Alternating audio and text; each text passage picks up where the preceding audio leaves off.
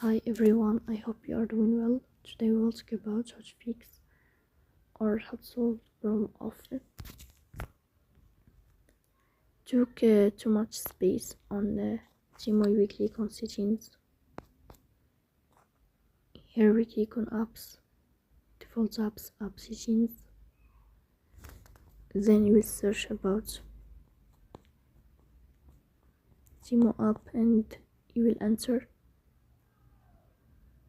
Here we click on first stop and we click OK.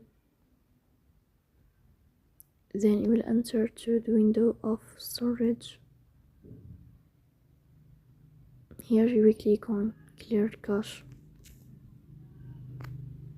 In the end, you will turn off your phone and you will wait a moment to restart your phone again to fix that problem. So that's all. Don't forget to support us by like and subscribe.